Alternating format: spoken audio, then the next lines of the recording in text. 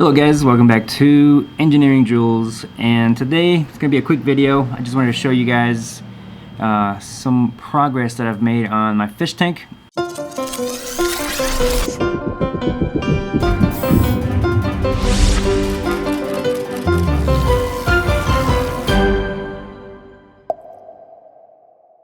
Here is the lid to my fish tank, and the LEDs that light up the tank kind of stopped working, mainly because the water condensation probably got inside the bulbs. I don't know why you wouldn't make a waterproof LED bulb for a fish tank lighting system, but anyways, they didn't, and now I'm just trying to fix it, rectify it. Let me just show you the different solutions that I've come up with, and I'll show you what I'm gonna do, where I'm gonna go with. So the power that I'm gonna be working with is the one from the fish tank system. It runs at 12 volts with a limit of 300 milliamps. So that's what we're going with. These LED bulbs right here, which is the ones that I was thinking about using, run off 3 volts. So I would need to kind of break the little power source to go from 12 volts to 3 volts. And the first thing I was trying to do is a voltage divider, which uses these resistors right here to bring down the voltage from 12 to 3. In this instance right here, it would be 4 volts, which would still be fine with these bulbs. But the only problem that I have with this is that there would be too much power consumption and a risk of these resistors overheating.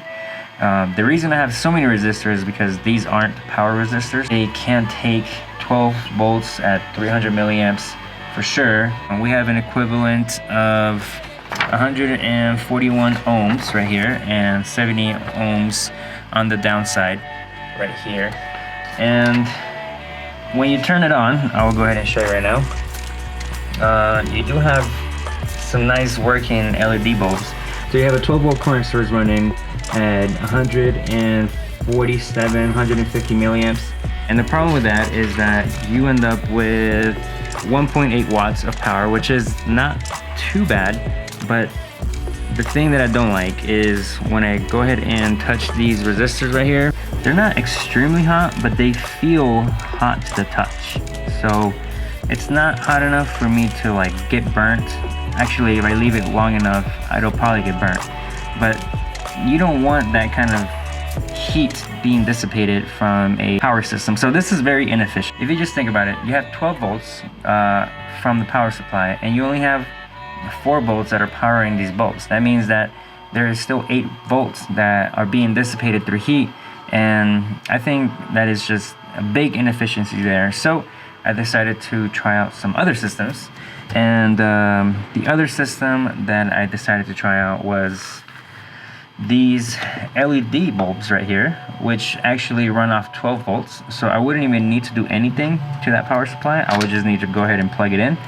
And the only issue that I had with these 12 volt LED bulbs is that they work too well, and when I connect them, they're just really bright. So I'll go ahead and show you. I'm gonna power the 12 volt LED resistors. As you can see, it is very bright. I mean, my camera is having trouble keeping up with the brightness that we have here. So I do like these bulbs. They're really awesome. However, these bulbs run off 12 volts, and with the 3 of them combined, we have 314 milliamps. So when you do the math here, we have 12 times 0.314. We have 3.8 almost watts of power that are being used by this. And it's just a fish tank, so we don't really need something extra bright. I mean, really, the ambient light that the fish get, it's good enough. But, you know, mainly for us humans who like to make things look prettier, that's really what the light would be for. So having an extremely light tank, especially when you're trying to light a tank, which is, for me, really during the nighttime when I still want to see the fish, you don't really need that much brightness. Okay, so I decided to not use those bulbs and try to save me some of that wattage, because, you know, I'm trying not to go crazy on the energy bill. So the next thing that I decided to rig up was, I actually didn't rig it up, but I bought a LED, actually I bought a buck converter, which converts a higher voltage to a smaller voltage. And in this case, I already have it set, but through this little screw right here, I was able to have it so that you would have 12 volts going into it, and coming out of it, you would only have 3 volts. All right, so as you can see, 3 volts coming out, which is exactly what I need for these bulbs right here. So let's go ahead and plug them in, and I can show you guys how excited I am about this simple solution that I came up with. Now we have the buck converter plugged into the LEDs, and voila! Now you have beautiful lighting system for the fish tank. We have 12 volts at at 94 milliamps. So 12 times 0.094 gives us 1.128 watts. So at 1.2 watts, I think this is the most efficient solution. The only bad thing is the buck converter.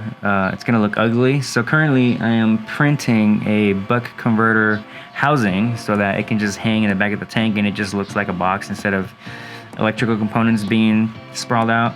Personally, I like to see them, but there's kids and animals in my house, so you know, safety first. You don't want kids poking around, possibly getting electrocuted, things like that. So I have 3D printed these right here, which is where the bulbs are gonna go. And here I have one of the finished versions. And all we're gonna do is put them in where the old LEDs used to go, right here. I actually took the measurements from the old LEDs to get these new ones, and then I modified it so I can fit these little bulbs in here. So that's what we're gonna do, put these lights here, and then we're gonna wire it all up, and then I'll show you guys how it came out. All right, so I'll see you guys in a second. All right, so here's a little progress update. I'm done with the soldering of the light bulbs. Before I put the buck converter, I'm gonna go ahead and test these.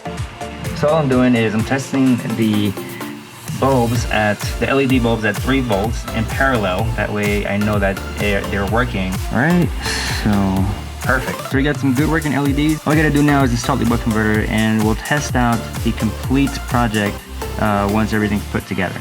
So it's a little bit later now, and I am almost done. So let me show you guys how far I've gotten. Here we have the 3 lights already installed. We also have the buck converter installed as well. And now the last thing that I'm doing is I am covering this with a layer of nail polish.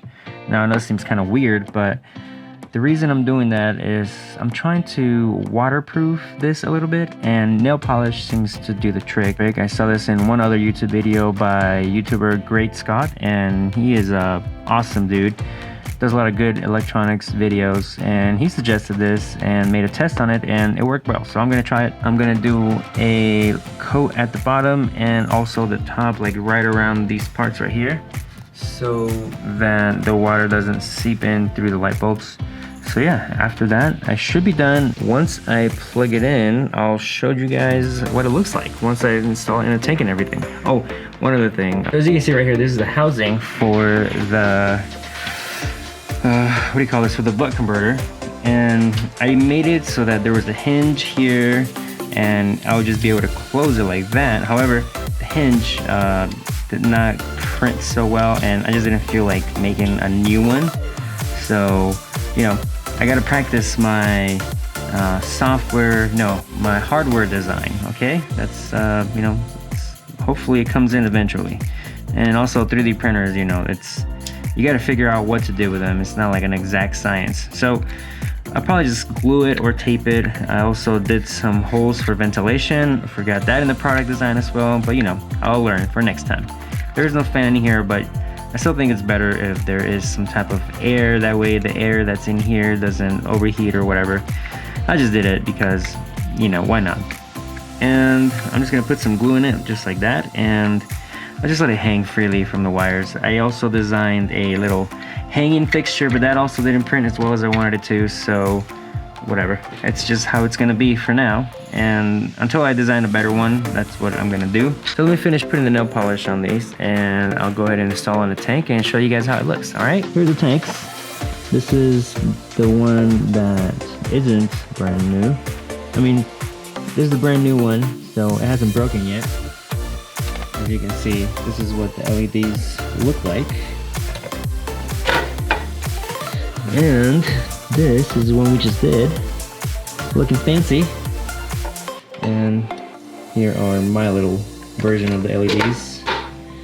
So yeah, as you can see, got a little frog in there. And actually, both of them have a frog. Here's the other frog on this one. Alright guys, well if you like this video, you know what to do. Hit that like button, subscribe if you haven't done so already. Or if you took something out of this video, you know, just let me know. Say something in the comments. I'm gonna put a description or a link of all the products I used. They're affiliate links, so they will help me out. But again, it's also gonna help you out finding the stuff that I use, you know, if you're interested. So, you know, look down below if you're interested in using anything that I used. And thank you, you guys have a good day, and I'll see you guys next time. Later.